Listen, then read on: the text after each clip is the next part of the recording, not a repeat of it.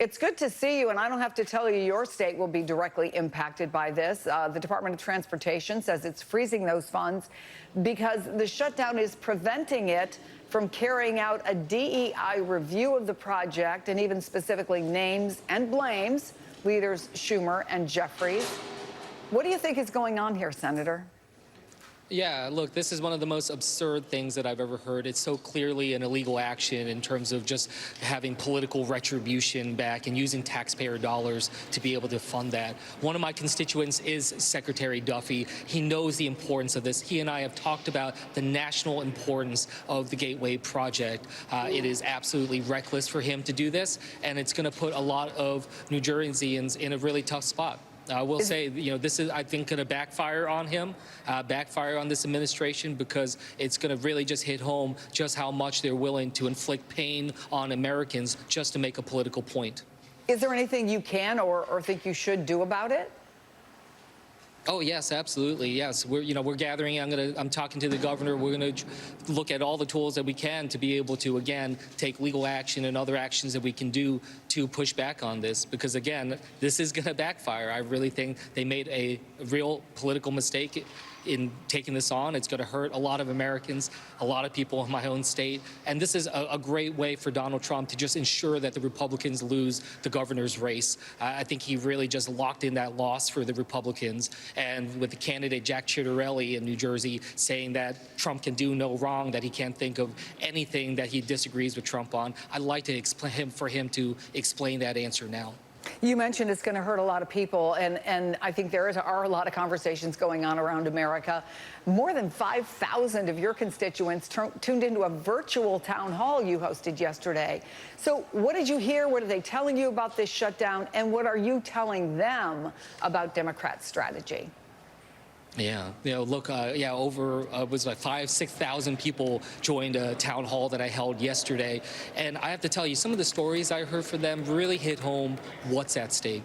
To be able to hear from a woman named Lucinda who was talking about how she just won't be able to afford health care if she's not able to receive some support to offset the skyrocketing costs. Over 4.5 million people across this country will lose their health care. Over 20 million potentially seeing their costs double. This is a healthcare crisis, and it's happening right now. We have early enrollment. We have open enrollment starting on November 1st. We cannot wait and kick the can down the road like the Republicans have proposed, and that's really hitting home. I talked with another woman who showed and talked about the challenges that she's facing right now. She said, hold the line.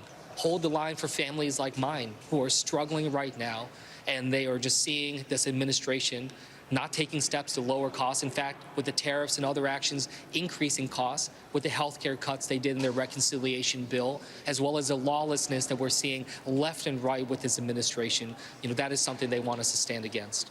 So the question is how you get that done, how you get to that place where you can say to your constituents, we've delivered this. We did see you. We were watching the floor, and we saw you and a group of about a dozen senators earlier this hour. Can you tell us about the conversations you're having, and do you feel like you're making any progress? Well, what's important is that we're having these conversations and we're sitting and talking to each other, and being able to have what the American people want us to do, which is to be adults in the room that are engaging and trying to do what we can to solve this problem. What I will say, though, is I have no one to talk to on the other side of Congress. The House of Representatives, because of Speaker Johnson, is not in session. He just gave the House Republicans a week-long vacation. While I have to say that's so offensive that while our troops and our public servants today are not getting paid, but that the members of Congress in the House of Representatives on the Republican side, they're continuing to get a paycheck while they're not showing up to work. I think that's a dereliction of duty. I cannot negotiate with somebody who's not here. They're not only not in the room, they're just not in the building. They're not even in town. They're not doing their jobs. So let me just ask you really quickly. Most federal workers will not get a paycheck. You've said you won't take a paycheck. You're having yours withheld. Why is that important to you? Well, it's important to me because I was a federal civil servant before. You know, I was a GS-scale government employee. I worked my way up from the photocopy room at the State Department. I know what it's like to try to serve this country, and I also know the sacrifices that people make to be able to do that. I had to work through 2 government shutdowns, showed up to work every day without getting a paycheck. It's hard. And I wanted to show solidarity, especially, as I said, I think it is offensive that the President of the United States and members of Congress get paid even though nobody else does. How is that leadership?